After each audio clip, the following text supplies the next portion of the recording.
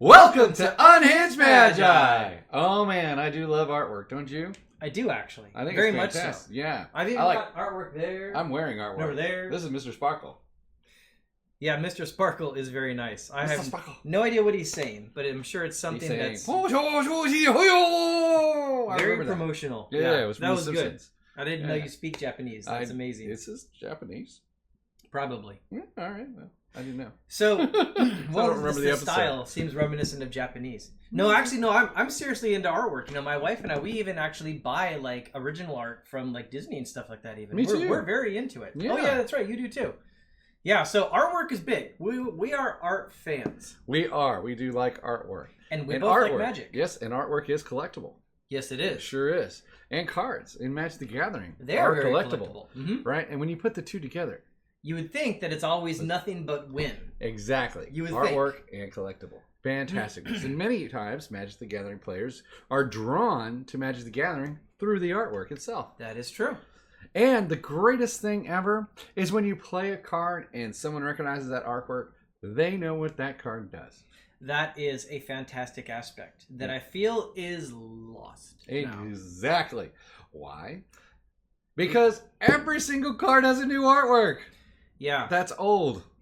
Now, WotC is trying to differentiate themselves like in collectibles versus the just typical low-price playable cards by giving like special artworks for them. And I know there's a market for it. I know there's people out there that like it. I don't. I just don't. Yeah, I don't really care for it either. It's really freaking annoying to have so many different artworks based on every single different card, even if they have artworks in the same box of having different artworks. I didn't like that when they did it with Fallen Empires with four of the same card. The artwork was good. Yeah. Do we really need four of each individual card? No, we don't. And you know, there's even times where like the new artwork that they give it might be in many ways very superior to the old artwork because you know everyone's got their own taste. So you know, beauty's in the eye of the beholder, all that. So you know, this isn't like a numerical definitive kind of thing. However, there are cards where the original art printed on it didn't really make sense for the concept of what the card is, and then like a newer artwork on it, you look at it and you're like, that makes more sense. Yeah, that's good. Yeah, a card like Stasis comes to mind, right? Yeah. Yeah, so I mean, the old original artwork on it just doesn't make any sense to it. Like, I mean, I like it. I'm nostalgic on it, but I look at it. Yeah, but I look at that artwork and I think, what's going on here? Yeah. I don't even know what's going on in this picture. But still, I'd rather keep that old original art because when someone across the table plays it, I immediately know what it is. Exactly. And then when we add a new artwork and I throw it onto the board, you'd be like, oh, is that a new card? What's it do? No, this is just Stasis. Oh, regular Stasis? Or is there a twist? There is a twist. The twist is it's got the different artwork and you're going to argue about it. And you know why you're going to argue about it? Because arguing is always priceless. Reading the card explains the card. Yes. And not only do they change the artwork, but they also print it in other languages. And yes. How beautiful is it when they take a card and they change the artwork and they change the language. And you put it in your English box. Yeah, and then even your English box. So you open your English box and here's your weird Japanese variant with artwork that doesn't even completely tie to what the card concept is. And you can't see the artwork and make sense of it. You can't read the text and make any sense of it. But the market obviously disagrees with me because the market likes these weird Japanese variants. They do. And that's fine. I have no problem with that. Okay. If people like it, I don't mean that Wizards can't make it. I'm just saying that it drives me nuts because then when you're trying to play the game, you're like, what are you playing? And if you have a disagreement on it, you can't grab the card and read it and then figure it out. Because you can't read a card. Yep. You have to just believe that the person's telling you what it is across the table. Or you have to pull out your phone and go to the internet, which brings up a whole different question. Or you have to, because you're bringing out your phone in the middle of a tournament and they're like, well, how do I know you're not looking up someone that looked at my hand and now they're giving you a hint because you looked at your phone? That changes. Or you could call a judge over. Yep. But didn't Wizards just fire all their judges? Yeah, and every judge has to know every single foreign card. It's just, it creates a problem, you guys. But are people going to really play with those foreign foils? And the answer is yes, probably will. Yeah, some of them probably will. Some people might even want to play with those cards. Exactly. Because they might want that confusion. Ooh, didn't think about that. Yeah. Didn't think about that one. Throw some chaos in there. I mean, you get a card that works in a weird way, like Shared Fate, and creates like a whole lot of weird instances. And maybe like this would be a great point if we remember to actually throw Shared Fate up on the screen. But effectively, like you flop all kinds of rules around, and what's drawn is not exactly drawn anymore. And if it creates these weird rule sets, and it creates these weird situations. It could create a situation where if a cheater wanted to make something like that has black and one and another one has black and one, he'll say this one is demonic tutor, and then if he needed it and it wasn't demonic tutor, he could actually play it and it would be a demonic tutor at that instance if he can convince his opponent that it's a demonic tutor.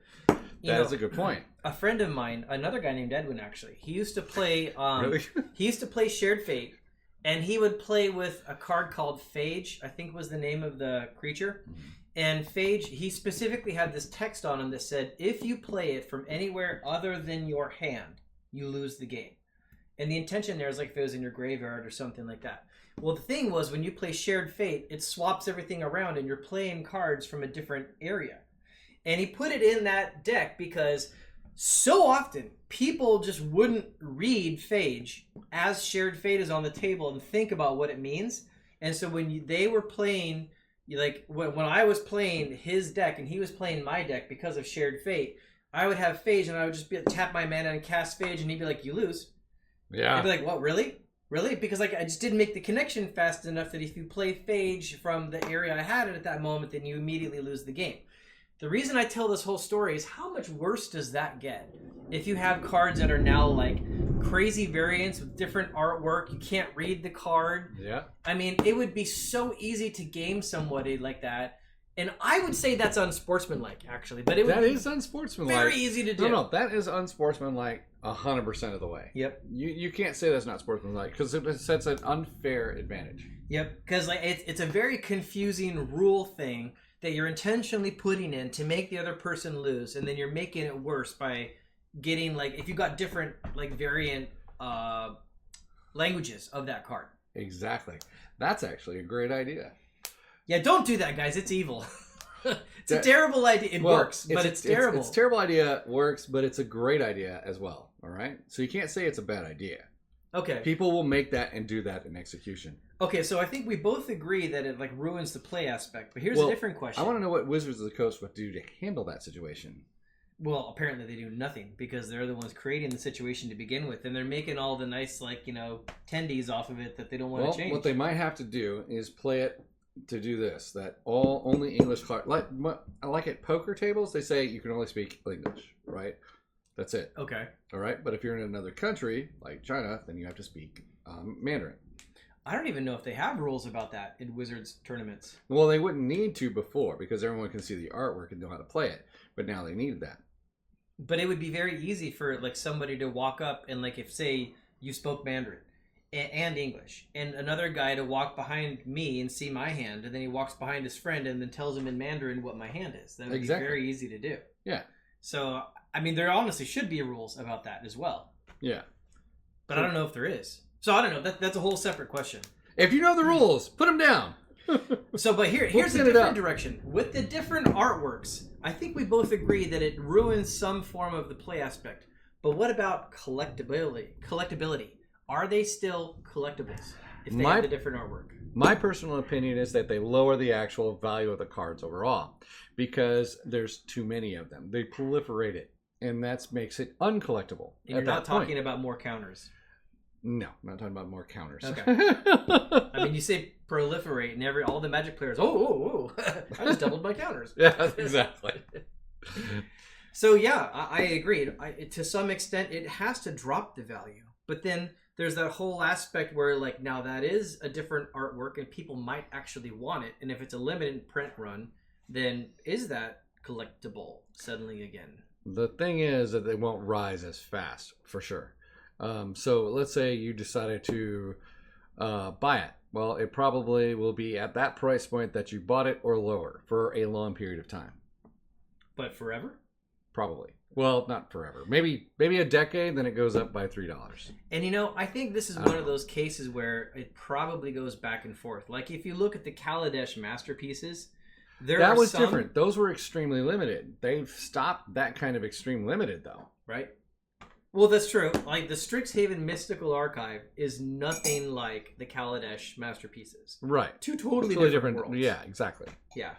One of them's as common as anything. The other one was actually one was in like pretty rare. 3 boxes or something like that. 4 boxes, I thought. 1-4. And apparently every box I get is no, and then I sell you Then one damn box, and you open it and it's a yes. So, okay, I gotta tell a quick story. So, I took second at this old school championship, and for all my prize winnings, I bought Kaladesh boxes. And, like, I should have just saved them. I knew I should have saved them. I have no excuses there. But anyways, I got really bored one day, and I really wanted to, once in my life, open up a masterpiece. And I figured I've got 7 boxes here. Well, like, there was 8. So I sold one to you. Yep. And I actually gave one to Sam Tang also because like he came back with Vegas with nothing and I felt bad for him, so I gave him a box also. So I actually had 9 at the beginning. He's generous. But anyway, so Sam Tang, he took his and he gave it to a little kid, and a kid cracked open a masterpiece.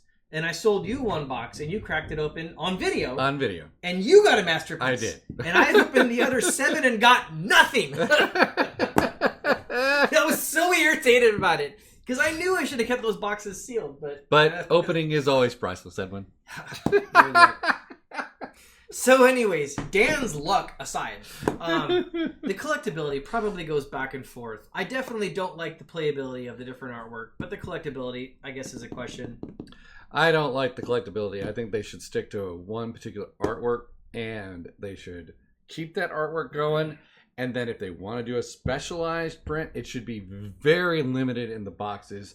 Make it a 1 in out of every case or something like that it gets in there. And then that way the price will remain high. You know what I would have been much more okay with is if they kept the original art for each card. But they actually just did a slightly different variant of the frame or a slightly different font. Vary it in some way that goes ahead and makes it like collectible in some way. You mean like making it a full art instead of not a full art? Yeah, something like that. Honestly, they do that. Right? That's perfectly fine. Because then, as a player, like if I look at like a Beta Disenchant artwork, and if somebody makes that full art, I know exactly what it is. I look at it and now I'm we like, have okay, full art, full frame, retro frame, etched foil, that's regular probably foil. really loud on the audio. Oh, sorry, my bad. But it's just so freaking annoying that there's so many freaking versions in one freaking box. That's a lot of freaking. Because there's a lot of freaking cards. Yeah. That are the exact same difference and the exact same. So anyways, we want to know what you guys think about all these crazy different alternate arts. We are art fans. We like art. We both collect art. We both like Magic. Yep. Not a fan of the different art and the playables. And we're not happy about putting an F in front of the art because that just smells. Took me a second, but I got it. I hope you guys don't get any of that F with it in front of the art. Okay, so I'll talk to you guys later. Talk to you soon. Bye.